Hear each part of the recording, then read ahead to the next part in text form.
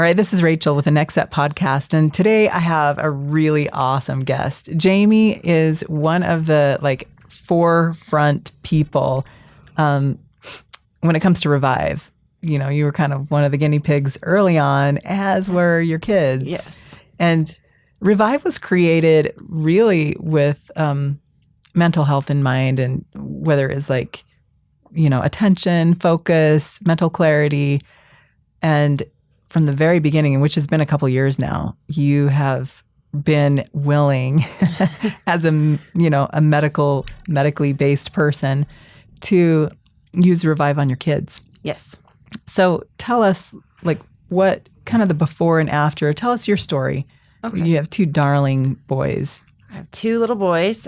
Zach is the oldest. He's 11. Grant is 6. And Zach has been diagnosed with a language-based learning disability. Which means?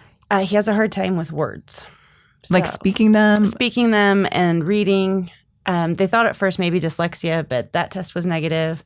They thought ADHD, that was also negative. And so they just kind of went down the line. And he's just been diagnosed with dyspraxia primarily, which is just a developmental delay in coordination and muscle strengthening. So his brain fires faster than his mouth can keep up. Mm-hmm. So how did you find the resources to be able to correctly diagnose that? The University of Utah healthcare system was awesome. We took him to the speech pathology lab up there, and they worked extensively with him for 2 or 3 years. Very cool. So you really just took a proactive approach. Yes. To making sure that he was getting the care that he needed. Yes. So, tell us about how you introduced your kids to Revive. Well, Peter brought it home and gave me the list of ingredients. And so I was like, okay. And so I'm reading. I'm like, oh, this seems pretty, harmless. I mean, we could give it a go.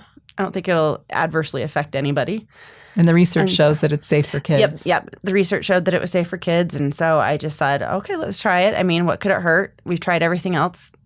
And so let's just give this a go. Yeah. I mean, you're a really proactive parent. Yeah. And so after Zach had been on it for about 4 months, and he's a kid who had never read a chapter book from beginning to end, and he's in 5th grade, and he just wouldn't do it. He didn't like doing it. He couldn't focus long enough on it. He didn't want to focus long enough on it because it was hard for him. He didn't understand a lot of the words he was reading, and it was just really frustrating to him. So once he started this, about 3 weeks, maybe 4 weeks into it, he's like, Mom, I want to read a Harry Potter book. Wow. That's not a small change. No, it was going from fighting to read Golden Braid books to, can we read Harry Potter? Wow. So did you see a change in his mood? Yes. What did you notice? His stress levels way down, anxiety way down. He was sleeping better. What an amazing transformation for a kid. Yeah. How has that translated to his social life at school? Much better. He's always been great at making friends. That's never been a big problem because he's got such a wild imagination. Yeah, and he's such a great kid. Yeah, and he's just friendly to everybody. But he's more focused now. So instead of just he'd play imaginary games and stuff, and sometimes kids would play with him, sometimes they wouldn't. But now he has a little group of friends, and they play kickball every recess. Wow.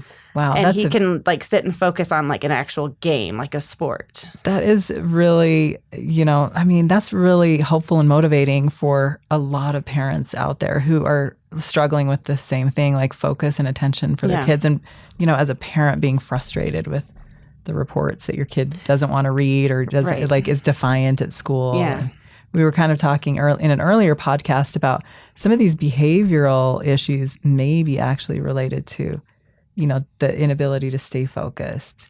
And sleep deprivation. Deprivation. Talk a little bit about that, Jamie. It sounds like some. So Zach, a big study has come out that most kids who have been diagnosed with ADHD, ADD, and, just focus problems, some developmental delays have also been correlated to it, that it really is just sleep deprivation. They're just not getting the sleep they need. So their brains aren't recovering. No. And so... have you noticed any changes? Well, we also started Zach on Flonase because his tonsils were enlarged, and we discovered he was having a severe allergy to something. Wow. And so the snoring has stopped, and he's now getting much better sleep. That's so great. So you're like hitting both ends. Both ends. And so with this extra little added, with just a little bit of Flonase, he's doing so much better. Nice. So that's an important consideration, sleep. And a lot of the reports that we get back are people who are using Revive are sleeping better. Yeah, Grant is sleeping so much better. Really? Yes, that kid is sleeping like a log. He doesn't get up 2 or 3 times in the night now. So tell us a little bit about Grant. Grant's, doesn't really have the focus issues, right? No, he doesn't. He's the second kid, so, he learned everything faster, and he's a big kid, and he's a smart kid, and he just kind of goes for everything 100% all of the time. And do you give him Revive as well? Yeah, we do.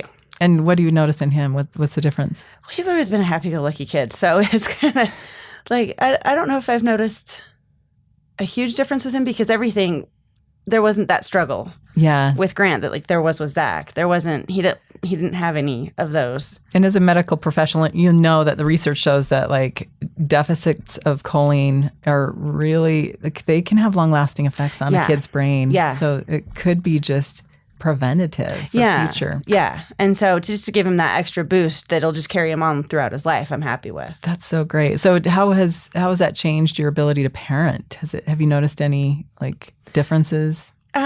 I've noticed that when we forget to give it to him, because sometimes, life happens, that if like we miss like a week, the bickering is, oh, wow. Like they just go at each other. Interesting. So you notice like maybe a little mood shift. Yeah, they get a little hyper aggressive with each other. Wow. And they poke each other a little bit more than normal. And so he was like, oh, wait, when was the last time? Oh, crap.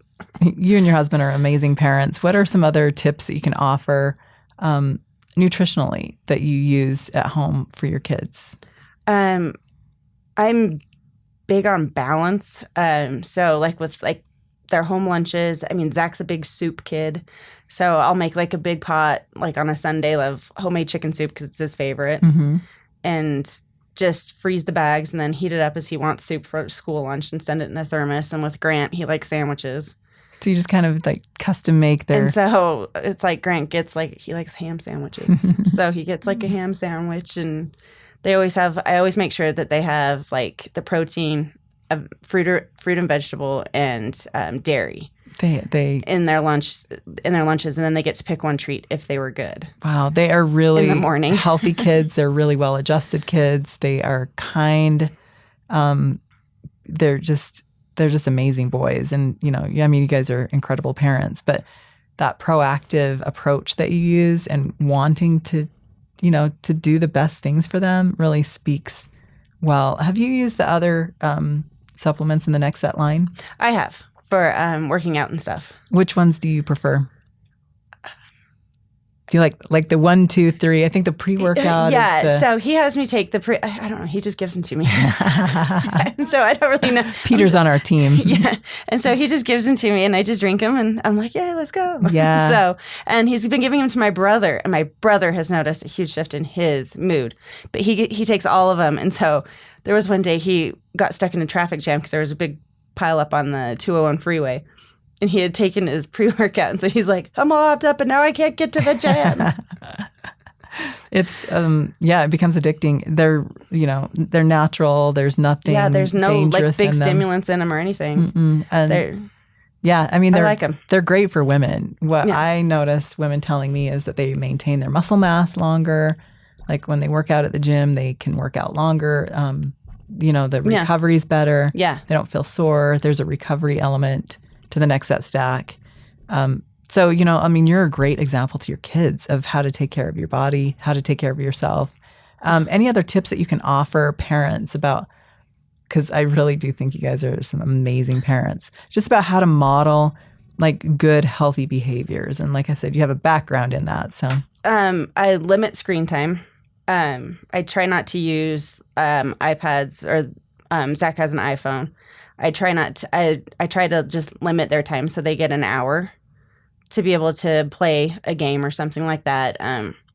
Most of the time I have them outside running around and playing We go for bike rides, just being active and involved with, their Yeah. life and making sure their homework's done and Just staying involved, staying very attentive to their needs. Yeah.